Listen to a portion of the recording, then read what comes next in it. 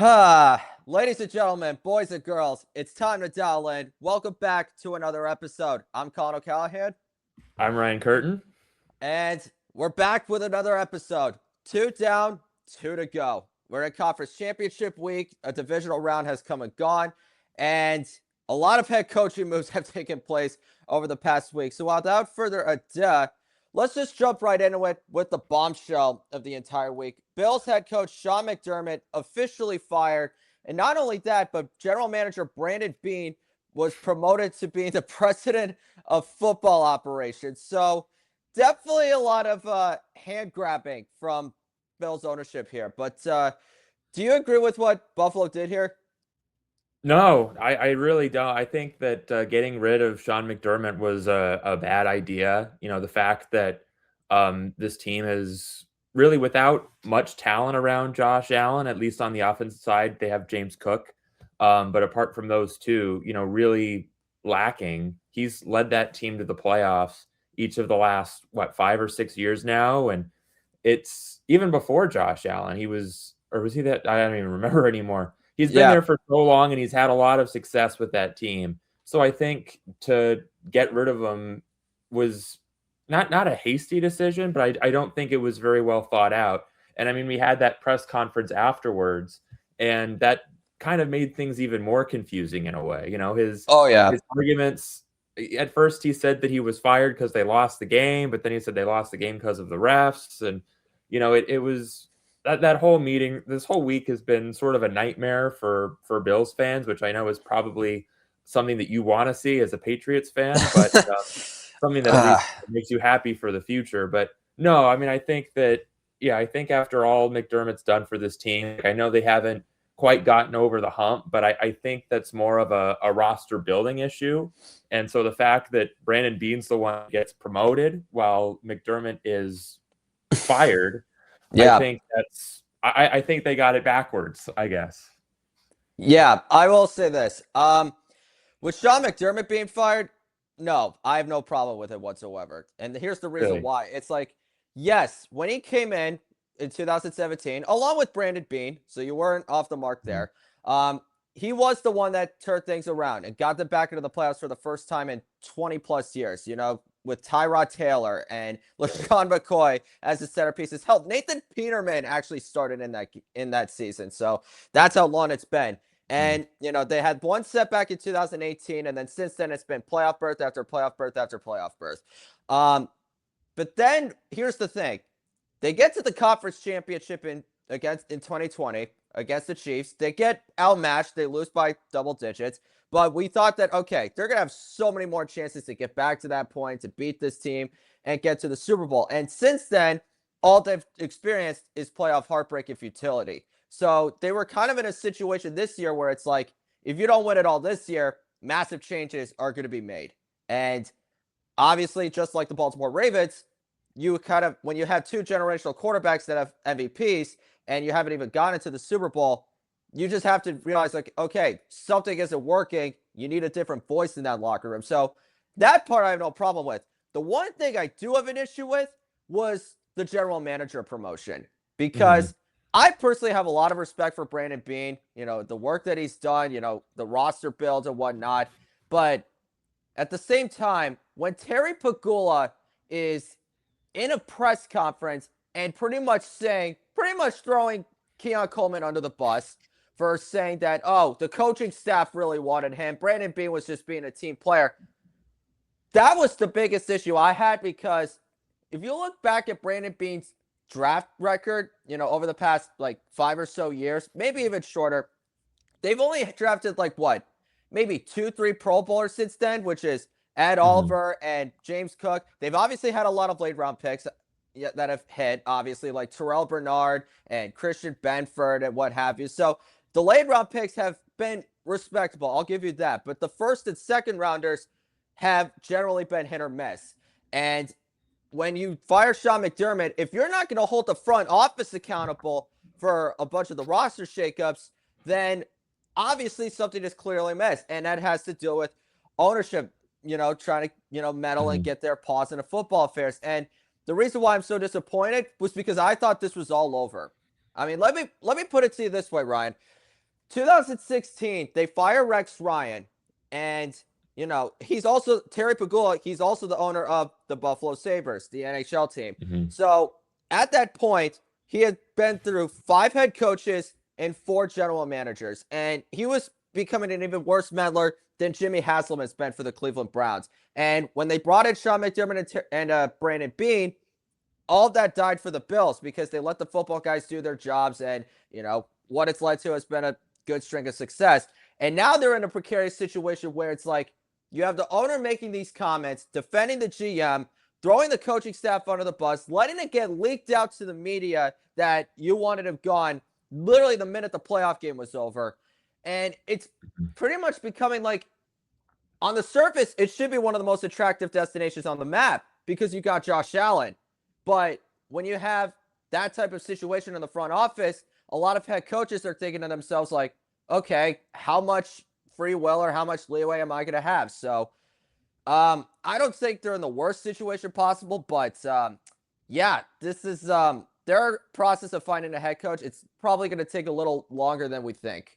So Yeah, well, I just don't know who they're going to bring in that's going to be better than McDermott. I mean, I think that you have some good options out there, but at the same time, I don't know. I feel like no option has had more success or has had more success than McDermott has, even though obviously they haven't gotten over that hump of the playoffs. But as I said earlier, I think, and as you mentioned too, it comes a lot to these poor draft choices. They've been trying in free agency. They signed Joey Bosa in the offseason, and he's been great this year for the Bills defense. But really, apart from that, they're not doing a whole lot to help Josh Allen and this Bills team get wins. And at the end of the day, they were just outmatched by the Broncos. I think that the defense made plays when they need to. They forced the 4 turnovers. Josh Allen couldn't do it all himself.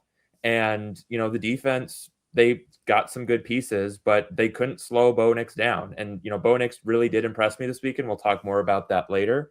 Right. But I think that I do think that this is more of a general management issue than it is a coaching issue. The coaches all really rallied around Sean McDermott, and they let it know that they were upset now that he's gone.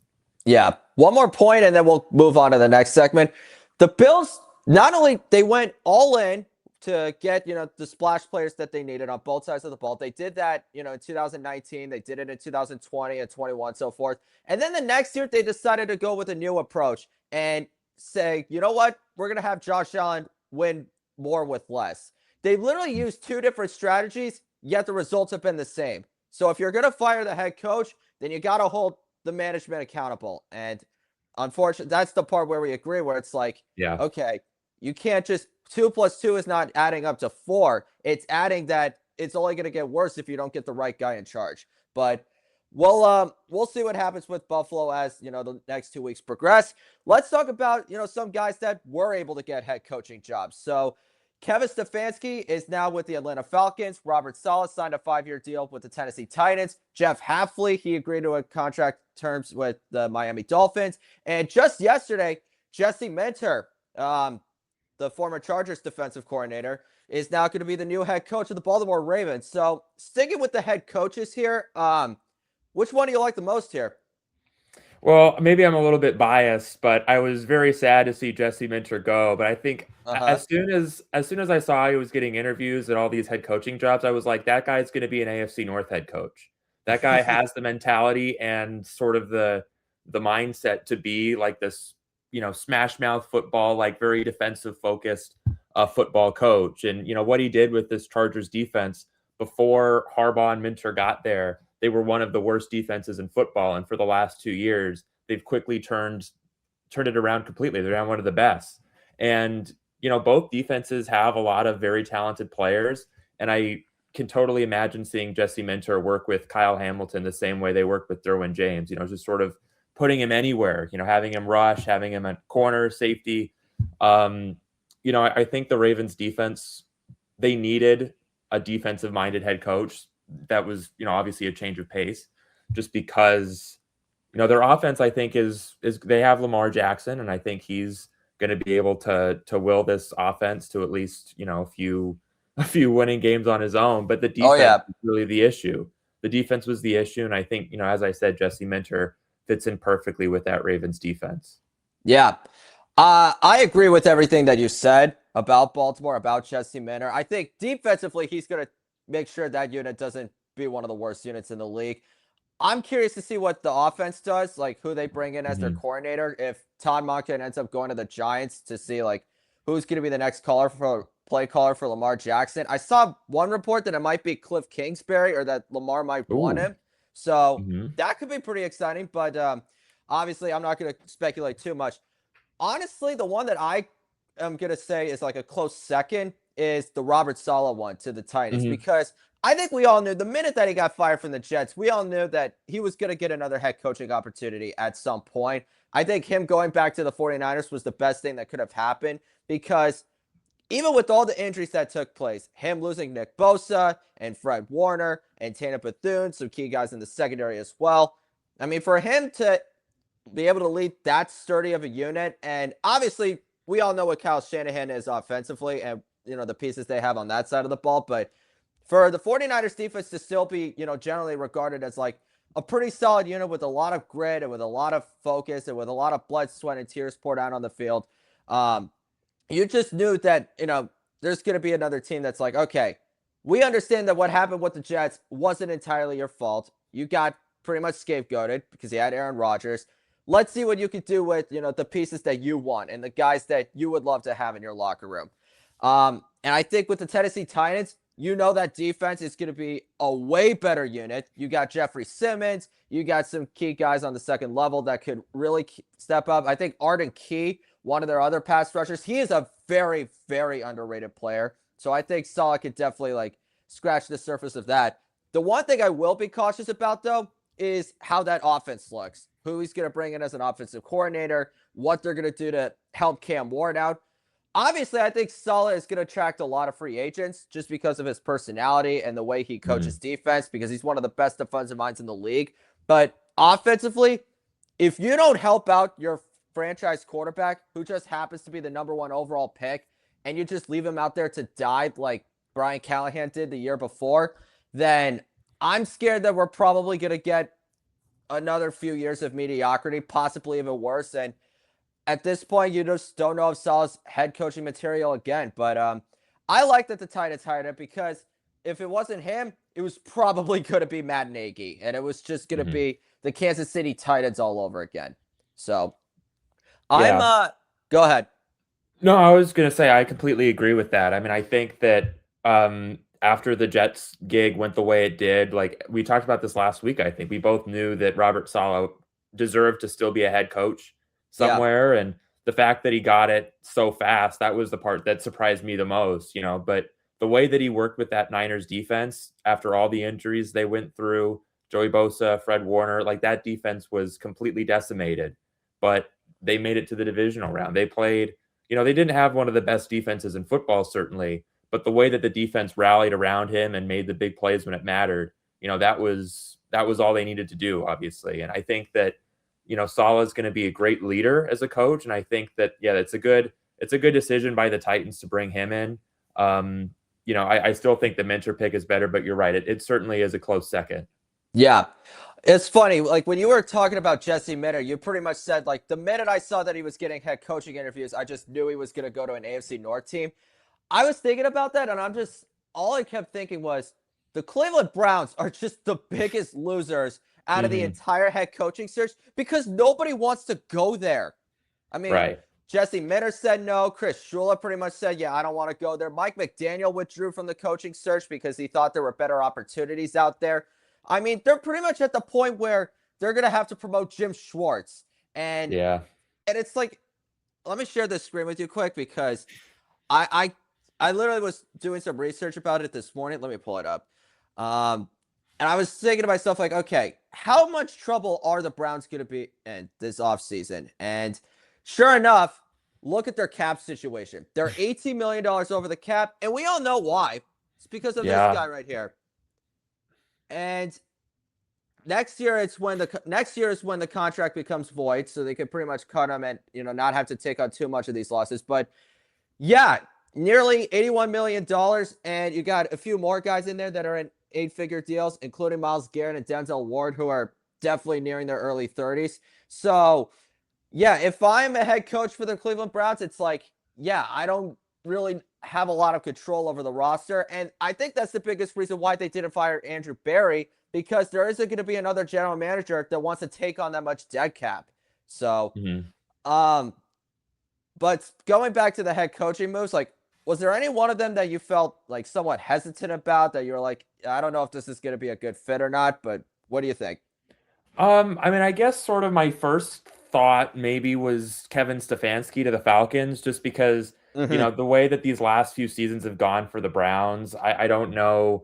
I don't know what you can see out of that to be like, oh, that's the guy that I want coaching my team.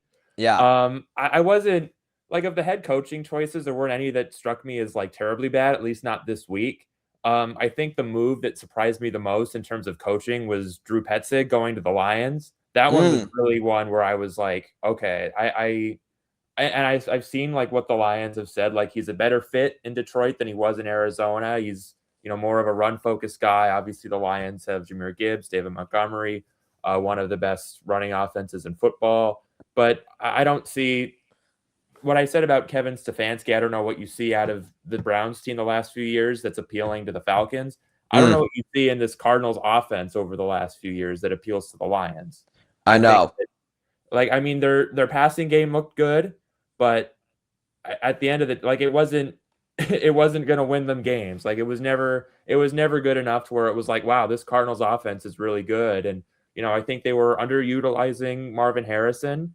Obviously, they got unlucky in the run game with the injuries to Connor, and they had a few other guys that were sort of back and forth on the injury report all year. But I don't know.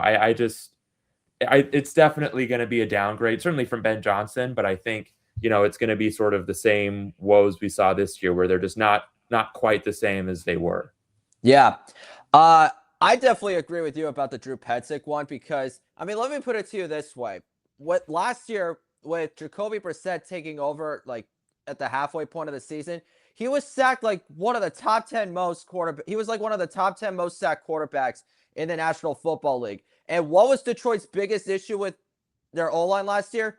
Pass protection. And I Mhm. understand that the interior dealt with a lot of injuries, but I just feel like you didn't really, like you said, it's not really much of an upgrade, and it's not the worst downgrade, but I just don't really think you got better on that front. Mhm. Um, with Stefanski, I think, like, it's funny. It's like, you look at the last few years in Cleveland, and the results have been absolutely abysmal. And obviously, a lot of it is due to a lack of talent, but also because that offense just never was able to excel the way it has. I think when he's in Atlanta, it's pretty much, you're getting the exact opposite, where you Mhm. have a decent quarterback in Michael Penix Jr. You've got easily one of the top 3 running backs in football in Bijan Robinson. You've got Drake London. You got Kyle Pitts, and you got one of the best offensive lines in the league. So I think with the right amount of guys, and as long as they're fully healthy, you could say to yourself, all right, I think Kevin Stefanski might, lead this offense in the right direction. But the one caveat to that is, with Zach Robinson as your offensive coordinator last year, who's now with the Tampa Bay Bucks, they were one of the lowest scoring offenses in all of football. And when you have that Mhm. much talent, and when you have that much, firepower at your disposal, it's unacceptable. So Stefanski definitely has a lot of cleaning up to do. When we talk about the assistants, I think, like, one of them, there's actually two that I thought,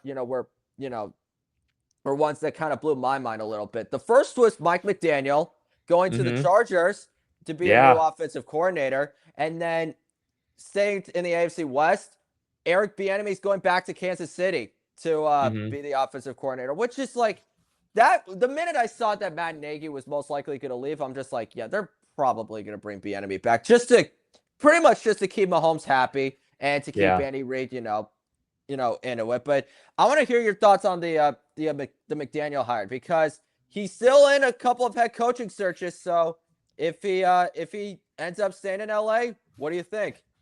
I mean, I think it's a great fit. I mean, what he's been able to do with that offense, especially in Miami, like that offense, they scored 70 points just a couple years ago. And while things didn't go the way that the Dolphins wanted this year, like he's still one of the most brilliant offensive minds in all of football. And I Right. think him coming to LA with this really young Chargers core, Justin Herbert, he's, in his late 20s now, but he's still got a lot of talent. Their offensive line should be healthy, but I'm really excited to see what he does with this run game, because last year with Greg Roman, it was very stale. It was Yep. very predictable, what kind of runs they were going to do, just sort of hammer it down the middle. And with that offensive line, that was never going to work. And, we saw what Achane's been able to do these last couple years under Mike McDaniel and how he's really thrived in that environment. And I think that we can see the same thing with Omarion Hampton in the next couple years. And, I have a lot of faith in the pass game, obviously, with Herbert and that young receiving core, but I think McDaniel can only make it better. And with these, these schemes that he's running, finding ways to get those guys open. And, I think especially if they can get like a true wide receiver one on that team, then it's going to be really hard to stop that offense. And if they can stay healthy, that's the biggest thing, knowing this Chargers team. But I think he's going to be a great fit. Yeah. Honestly, I was just going to defer to you on that one, but I think one more hire that I think, definitely doesn't get a lot of credit. Christian Parker, the new defensive coordinator for the Dallas Cowboys. So last year, he was the passing game coordinator for the Philadelphia Eagles. He was really one of the key guys to develop Quinyon Mitchell and Cooper DeJean, who are obviously all pro caliber corners. And I think he's definitely going to be a tremendous fit for the Dallas Cowboys because they went younger. They went more modern. They didn't go for a retread like they did with Matt Eberflus or Mike Zimmer. They went with someone that, can definitely bring the best out of their secondary. And one of the biggest problems that Dallas's defense had was their ability to stop the pass. So I feel like if they could get better improving that secondary in free agency, well, really in the draft, because we all know in free agency, the Dallas Cowboys pretty much just do next to nothing, except for like they make it worse. They make their team worse in the free agency. They make it worse, and all they do is just offer like some of their lower end players just hometown discounts. But the point is, I feel like with Parker, if you already have Quentin Williams, you have like a few guys that you can like really build this defense around. The minute you add like more girth and add more, oomph to not just your secondary, but to your D-line, because they did not have quite as much the pass rush without Micah Parsons, then I think Parker could definitely get this defense back on the right track. But enough with head coaches. Let's talk about the playoffs. So we obviously started off the show with the Buffalo Bills coming up short in the playoffs once again, losing to the Denver Broncos, the number 1 seed on the road, 33-30 in overtime. What an absolute shocker. Mm-hmm. And I'm saying that sarcastically. But I'll ask you the question. What was the biggest reason the Bills lost? I mean, it had to have been the turnovers, especially like looking back at the game. They had the turnover at the end of the first half, a really ridiculous looking seeming turnover on that play. Like why even try lateraling in that situation? Like I can't even fathom that one. But I mean, 5 turnovers actually. 5 turnovers. Yeah, 5 turnovers. That's not going to win you any football games, no matter how good your quarterback is, how good your running game is. Those 3 points at the end of the first half, that was the difference in that game, and I think that if they played smarter football, didn't turn the ball over, they would have won. But another thing, I sort of brought this up earlier as well. I was really, really impressed with Bo Nix. I've sort of been, I've not been a believer. I'm interested to see how they do next week without him. I think if the Broncos give the Patriots a run, then we can sort of be like, okay, maybe Bo Nix isn't necessarily the reason that this team is good, but he played a pretty sound game of football. He only had 1 turnover, if I'm not mistaken, or did he have more turnovers? He had 1. So he had 1. Okay. He played a really sound game of football, made some smart reads. Obviously, that passing game, it suits him well with these little underneath passes, but with Sean Payton drawing up plays, it works. And, I think that the Bills weren't able to slow him down. They weren't able to figure that offense out. And, the turnovers got him a few extra points as well. And that was really all they needed. Yeah. If you ask a member of Bills Mafia what the biggest reason why they lost was, they'll say the officials, because all they're going to point to is that final interception where it looks like Brandon Cooks is going to come down with a huge completion. They're going to get the walk-off field goal, but Jaquan McMillan ripped it out of Cooks' hands at the very last second.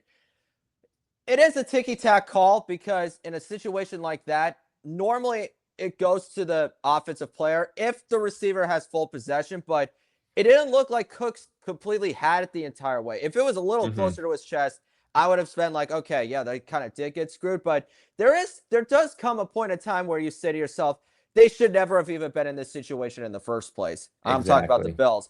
If you told me that the Bills offense wasn't going to punt the entire game and that they were going to score 30 points, I would have said this is a blowout. Like the Broncos just have no chance against them. And it just was not the case because the first turnover, the Buffalo Bills, right before then, Josh Allen stepped up the middle and he took off for a 27-yard run and he got all the way inside the Denver 30-yard line.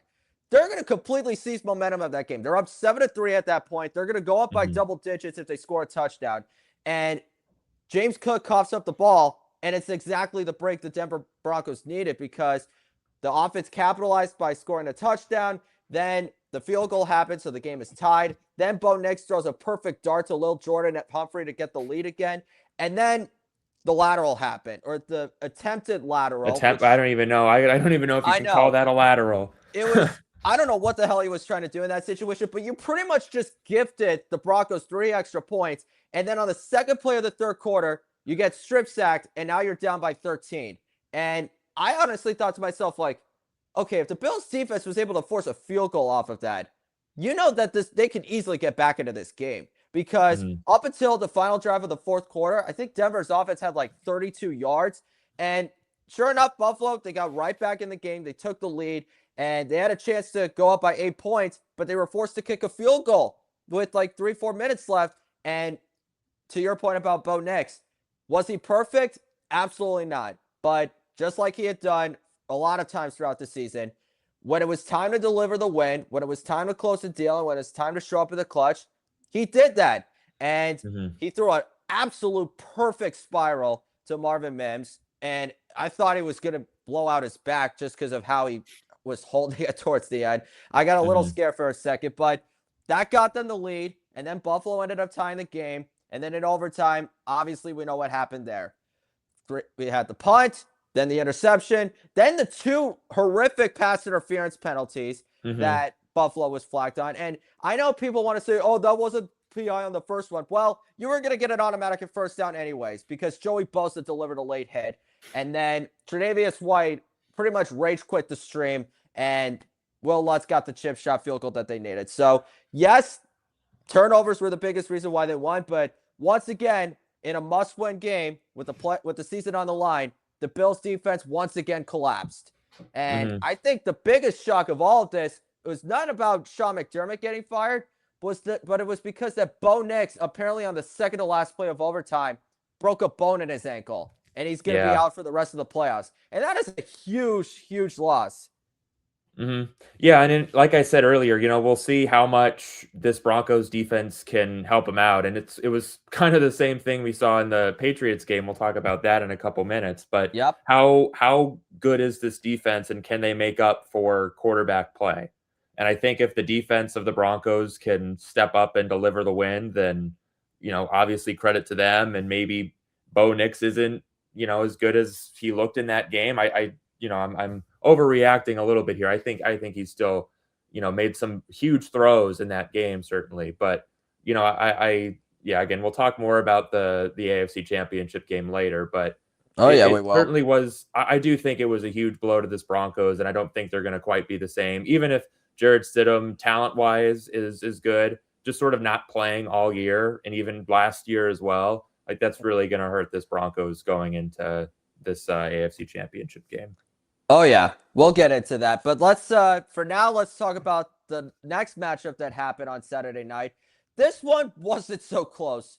The Seattle Seahawks absolutely smashed the 49ers 41-6. Literally less than 15 seconds in, and Rashid Shaheed is going the distance, 95 yards to the house for a kickoff return touchdown, and the game just got completely worse from there. But the one silver lining, the 49ers scored 3 more points than they did 2 weeks before against Seattle. But Yeah, I don't even know what to say to this one. What's your biggest takeaway, I guess? Yeah, I mean the Seahawks are legit. I think going into the playoffs and going into the game this past weekend, I mentioned it on the show. I don't know if I trust Sam Darnold, Yeah. but this game they didn't really even need to rely on Sam Darnold. I think, he was smart with the football. He didn't make any mistakes. And in a game where the defense played as well as they did, they got that early touchdown. All momentum was in their court as soon as the game started. Sam Darnold did what he needed to do in this game. The run offense was great, as they have been all year, and the defense also has been great all year. They stepped up today, and while they Hmm. doubled the points allowed to the Niners this last week, certainly it did not matter in a game where you're causing earthquakes literally on the first play of the game. I know. Um, yeah, I thought this was going to be a closer game. I thought, okay, Sam Darnold's dealing with an oblique injury. The 49ers, they're coming off an impressive road win over the Eagles. I thought, okay, this is going to be a very chippy game. And yeah, it was absolutely not that. And more importantly, I mean, think about it this way. They lose Zach Charbonnet earlier in that game due to a torn ACL. Mm-hmm. Devastating loss. But they had the 49ers defense, they just eventually we all knew the injuries were going to catch up to them. And they had no answers for Kenneth Walker at all. 19 Mm-hmm. carries, like 115 plus yards, 3 touchdowns. Pretty much like towards the second half, the Seahawks pretty much just said, okay, we don't even really need to throw the football. Sam Darnold had a pretty decent game. He was Mm-hmm. efficient. He didn't turn the ball over. But they pretty much just said, all right, we don't really need to run, we don't really even need to throw the ball in the second half. Let's just run it down their throats. And the 49ers just had no answers for that. But offensively, it was it was as depressing of a performance as I've seen from them all year long. I mean, Christian McCaffrey went nowhere, and he ended up suffering a stinger that kept him very limited. Mm-hmm. Jake Tonches, he pretty much blew that game wide open with a lost fumble. They were bad on third down. They were bad on fourth. Brock Purdy turned the ball over a couple times.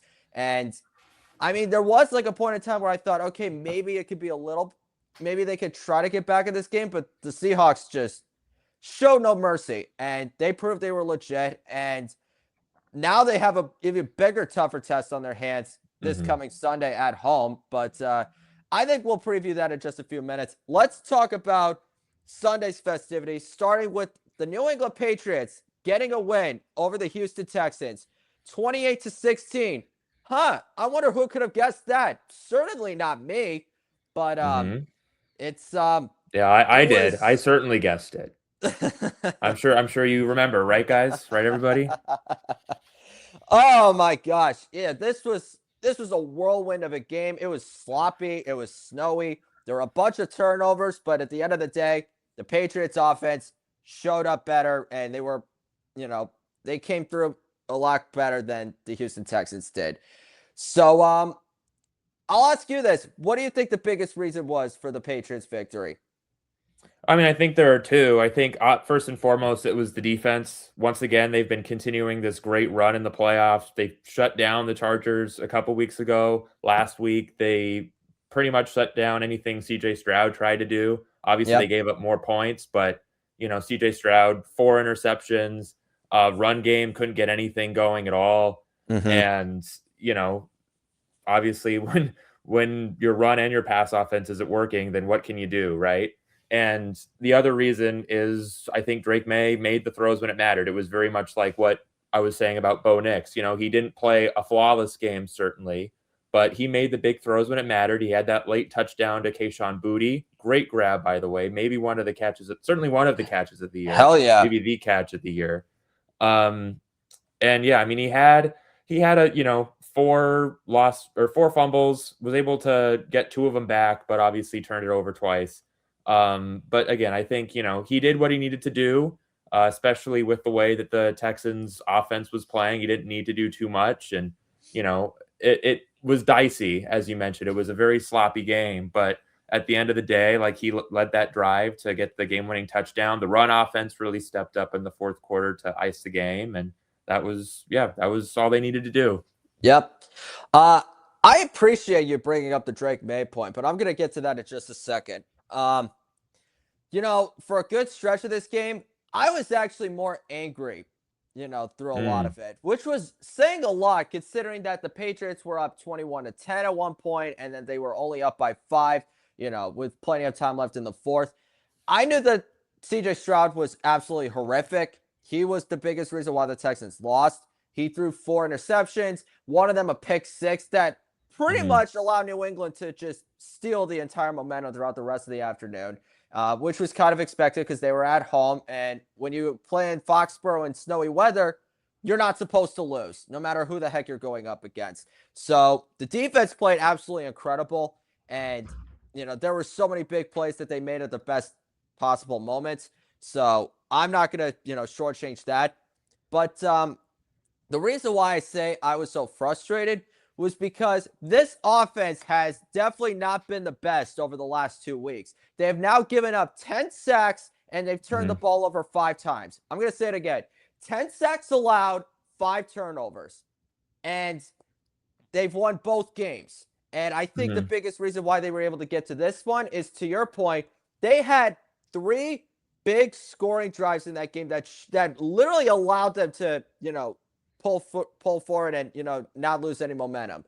The first was the 4th down play on the second drive of the game. 4th and 1, they go for it. The Texans bring the blitz. Meg throws a perfect strike over the middle to Demario Douglas, and they go up 7-0. The second one, this is near the end of the second quarter. This was a couple of drives after the pick 6. I think this was the drive, the offense that they had on the field once they got back on the field after the pick 6. So yeah, end of the first half. Yeah. Yep. So they Drake May fires a couple of big completions to Kayshon Boutte. They're already inside the 10-yard line. And on 1st and goal at the 7, May fires another bullet, this time to Stephon Diggs for a 7-yard touchdown, and they go up by 11 at the half. And the final one was the Kayshon Boutte throw, or the Kayshon Boutte catch.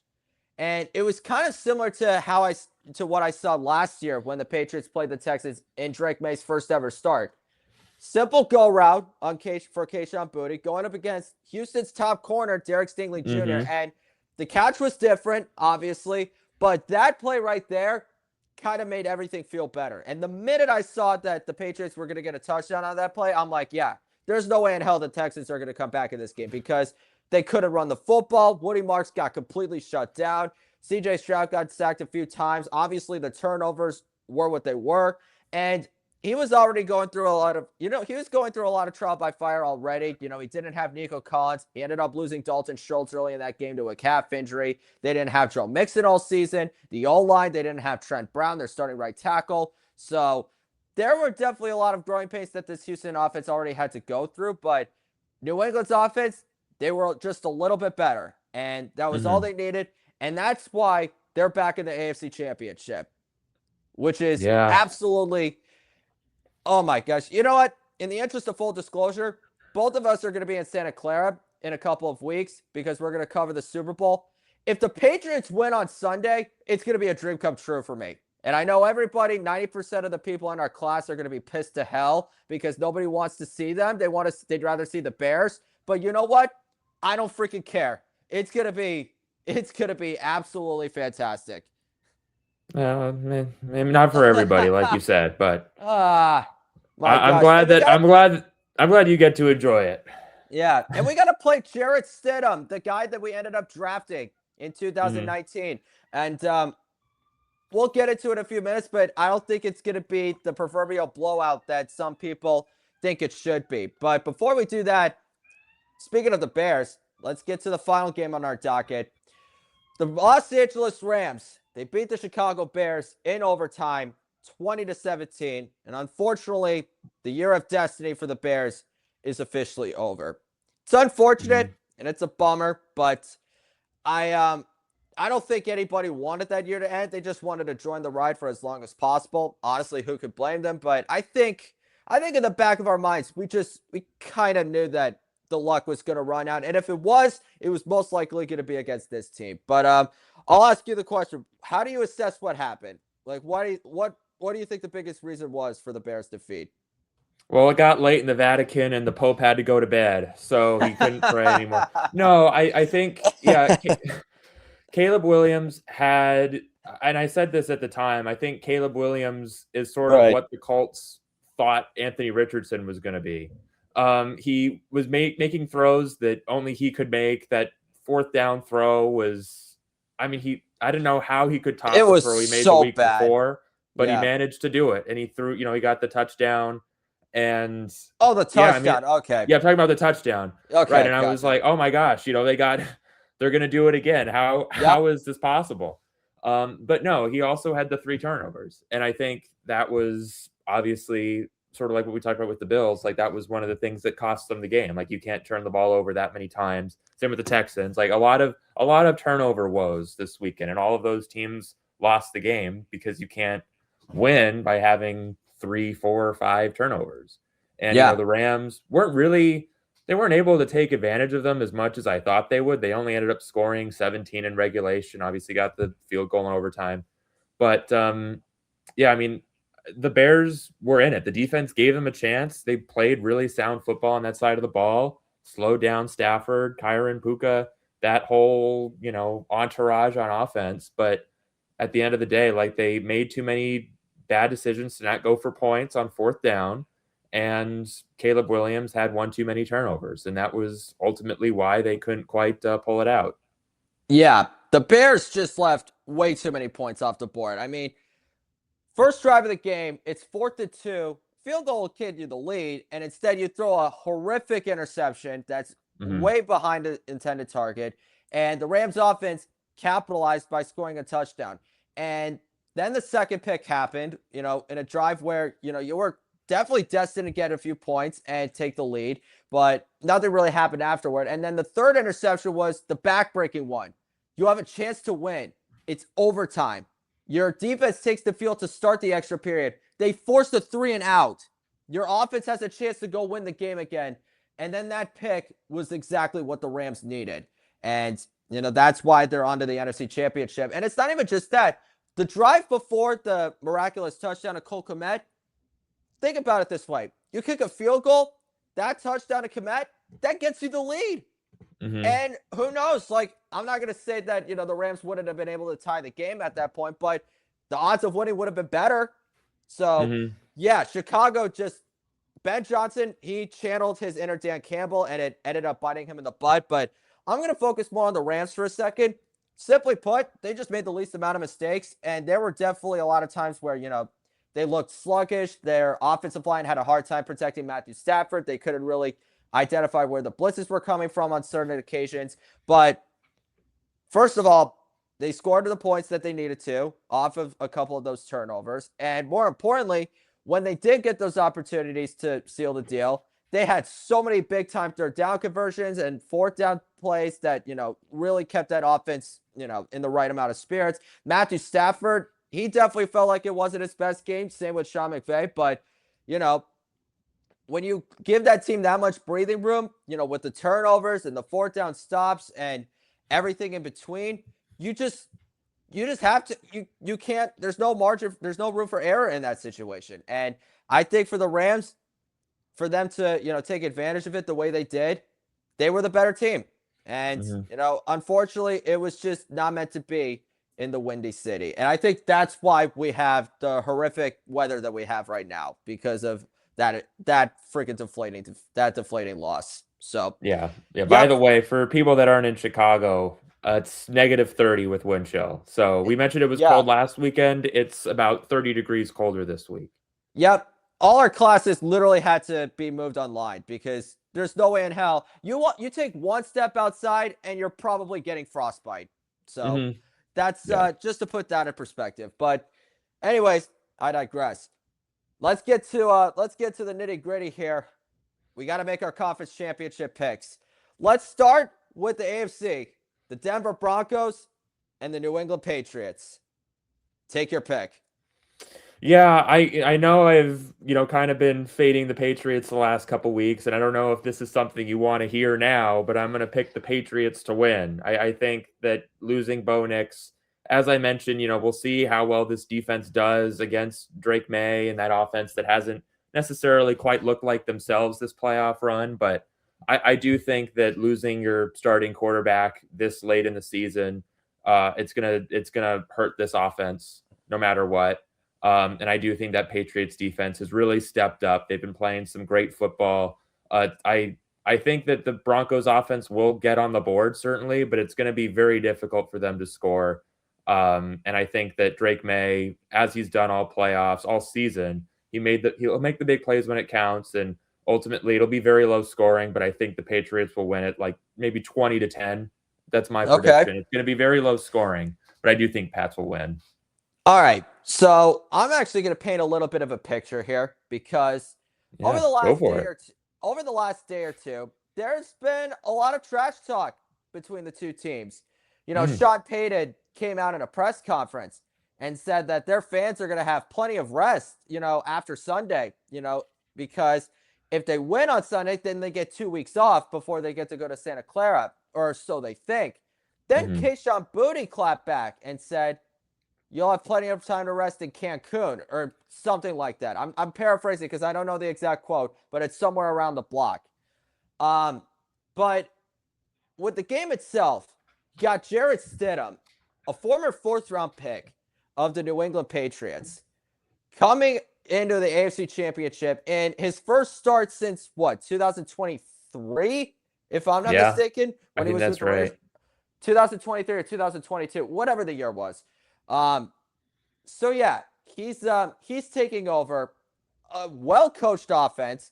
Sean Payton is still one of the best head coaches in the game, and you're assisted by a defense that by far leads the league in sacks and can play pretty explosive on all three levels. You've got Nick Bonito and Zach Allen and Jonathan Cooper, Patrick Surtain, Jaquan McMillan, and the list goes on and on and on. So the Denver Broncos are definitely channeling their 2015 version where they, were able to take a pretty okay offense, but an elite defense and win a Super Bowl. And you have to go through the New England Patriots to get that done. And ironically, the last place they won the Super Bowl, Levi Stadium. So they're thinking it's going to be another situation 10 years later.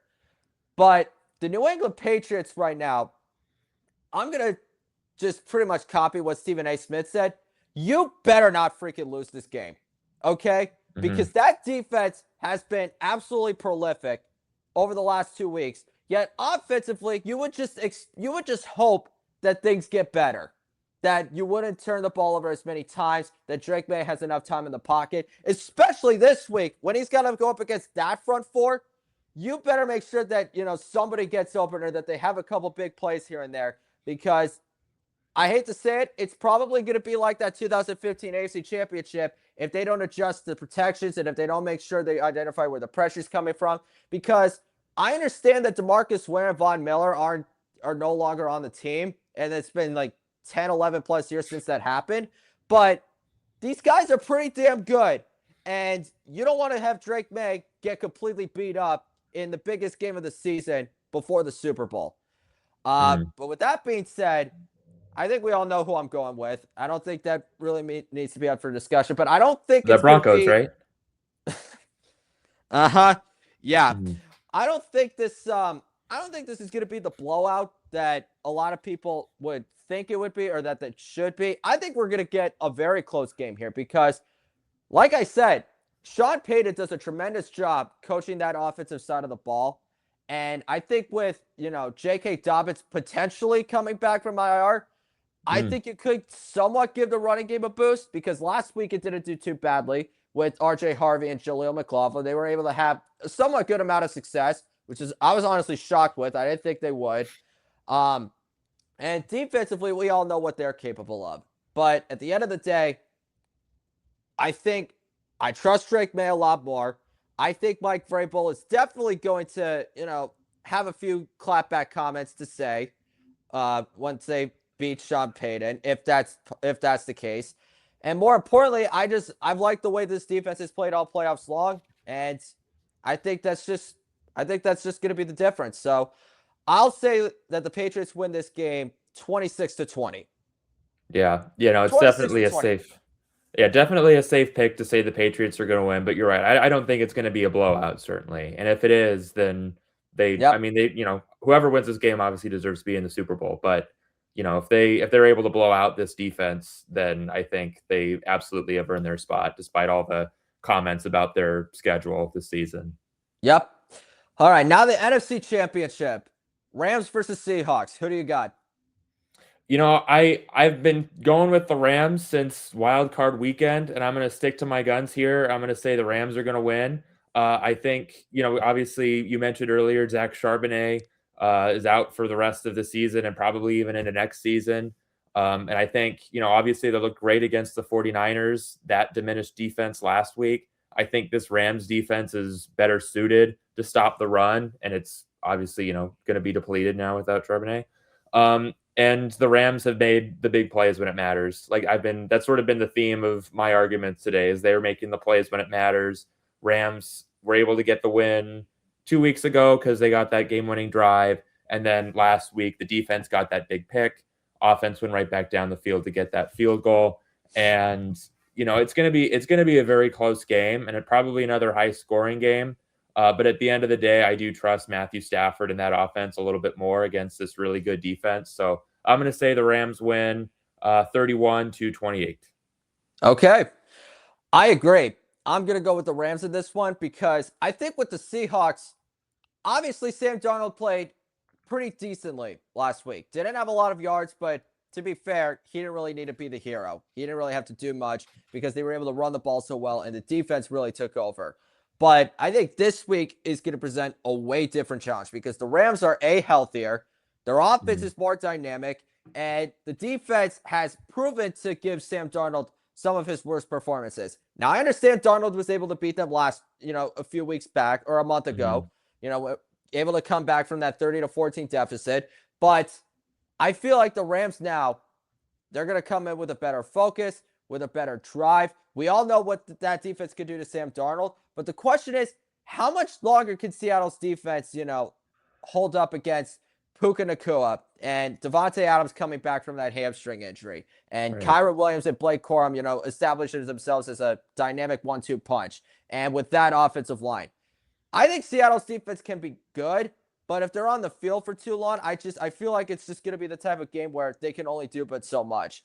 So I think the Rams are going to win by a little bit of a bigger spread. I'll say they win 31-21. Yeah, and then we get the battle of the MVPs in the Super Bowl. Yep, absolutely.